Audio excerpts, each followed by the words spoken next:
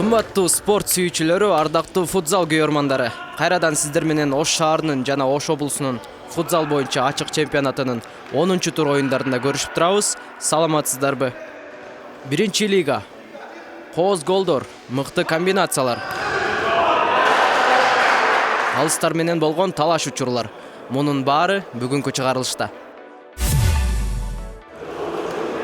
Демек 10-турдун алгачкы беттешин Биримдик Валенсия командалары ачып беришти.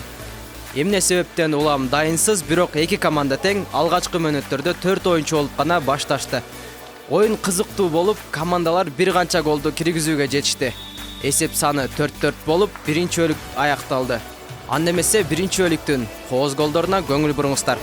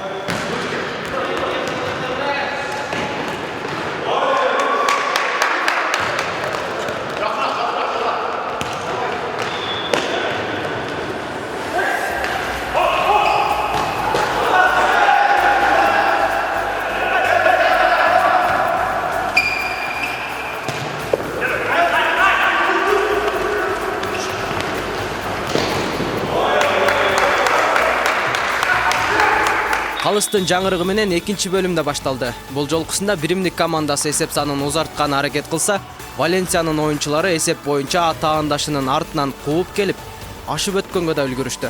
Биримдик командасынын оюну биринчи бөлүккө салыштырмалуу анчейин жакшы болгондуктан, бул оюнда упайды Валенсия командасына тарттырып жиберишти. Жалпы эсеп 8-6 болуп, Валенсия командасы жеңиштин даамын татып олтурат.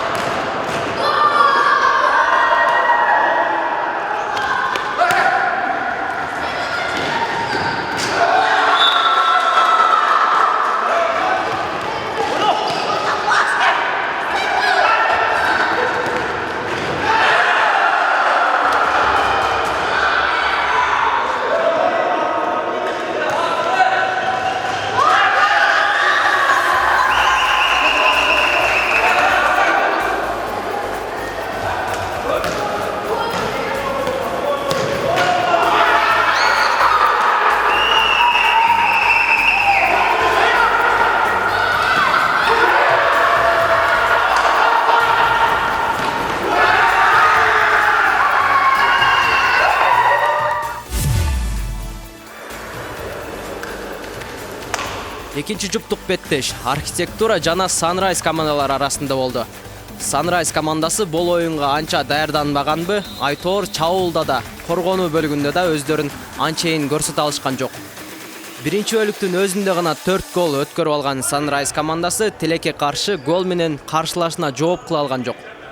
Биринчи бөлүктүн жыйынтыгы 4-0 Архитектуранын пайдасына. Назарыңыздарга кооптуу учурлар жана голдорду чагылдырабыз.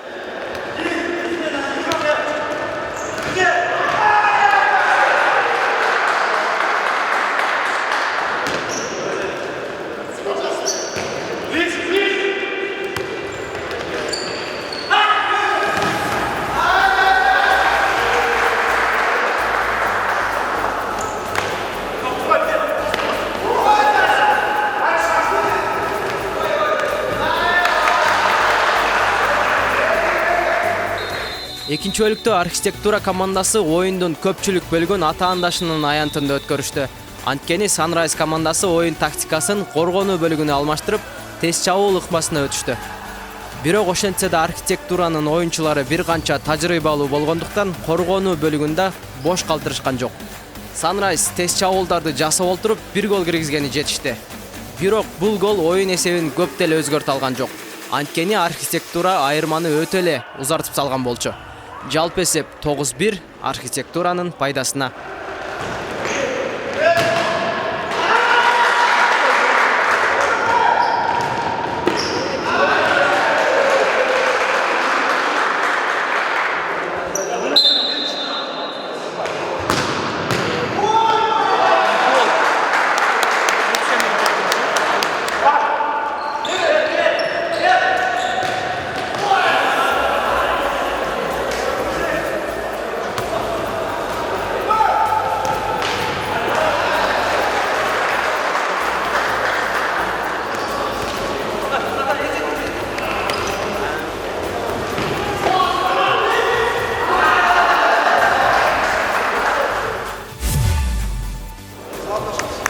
Жапалак, Динамо УВД.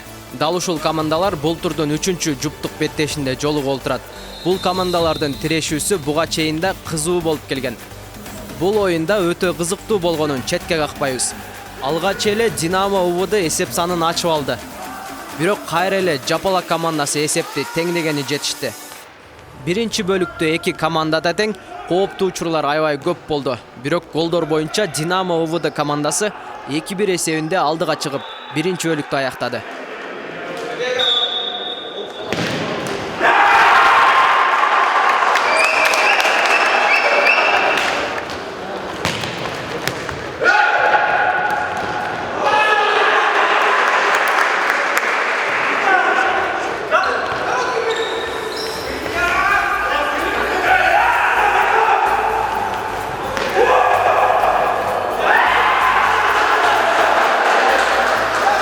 Калыстын жаңырыгы менен экинчи бөлүктө башталды. Жапалак командасы оюнга катуу киришип, чабуулдарды көбөйтүп, бир топ кооптуу соккуларды каршылашынын дарбазасына жолдой алышты. Динамо УВД командасынын да жөнөтүлгөн соккуларын Жапалак командасынын дарбазачысы жакшы тосуп, өзүнүн чеберчилигин көрсөтө алды. Жапалактын чабуулдары жакшы натыйжа берди. Анткени экинчи бөлүктө 2 гол киргизип, 3-2 эсебинде жеңишке жетишип, маанилүү болгон 3 упайды алып кетти.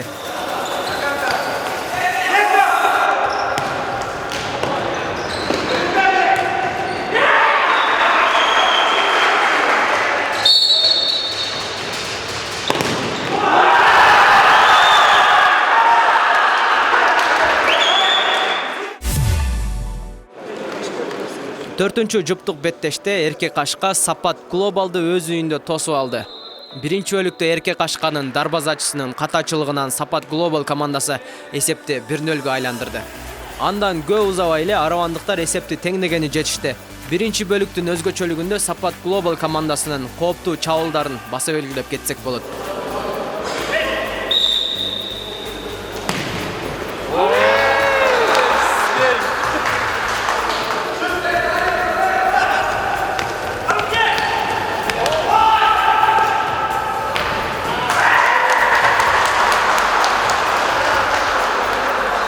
Ошентип экинчи бөлүктө башталды. Эрке Кашканын оюн тактикасы толугу менен өзгөрүп кетти. Анткени биринчи бөлүктө коргонуу бөлүктө ойноп жаткан аравандыктар эми болсо чабуулда өздөрүн сынамай болду. Ал эми Сапат Глобал командасы биринчи бөлүктө чабуулда ойноп жаткан болсо, эми болсо мынтип коргонуу бөлүгүндө ойноого аргасыз болуп отурат. Экинчи бөлүктө да кооз голдор көп болуп, эсеп саны боюнча Эрке Кашка командасы 4-3 менен жеңишке жетишти.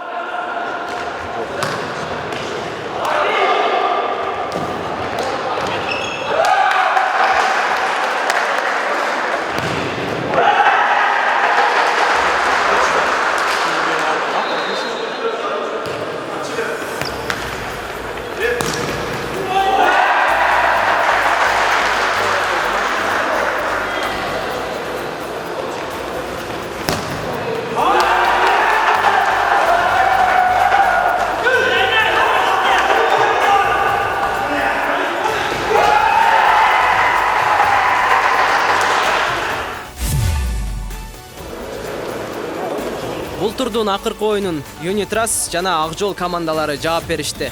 Бул оюнда башка оюндардай эле кызыктуу болду десем жаңылышпайм. Анткени эки команда тең турнирдик жадыбалдагы топ 5 команданын арасында. Биринчи бөлүк толугу менен Акжол командасынын кол алдында болду. Анткени жоопсуз кирген 3 гол буга далил боло алат.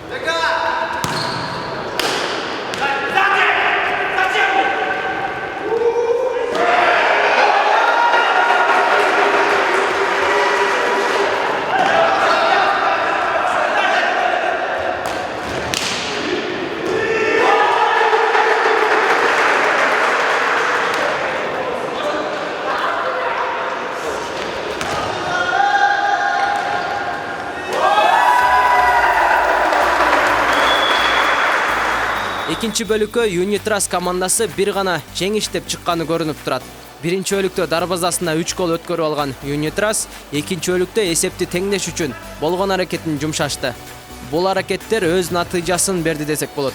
Жалпы эсеп 3-3 болуп, командалар бирден упай ала алышты.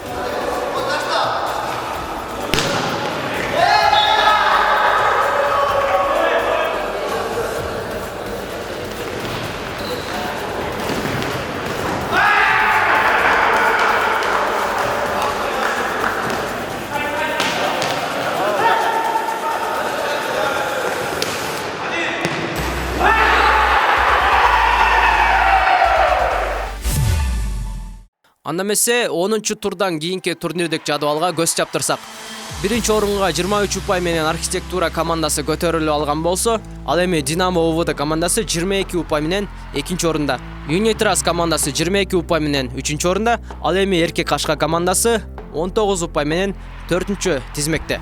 Ак жол командасы 17 упай менен 5-орунда келе жатса, ал эми Жапалак командасы 16 упай менен турнирдик жадыбалда 6-орунда.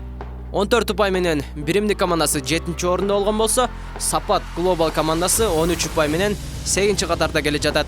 Валенсия командасы 12 упай менен 9-орун, ал эми 10-орунда Жусуша упай менен, 11-орунда Санрайз 4 упай менен акыркы тизмекте. Мына ушуну менен бүгүнкү чыгарылыш өз соңуна келип жетти. Кийинки чыгарылыштардан көрүшкөнчө.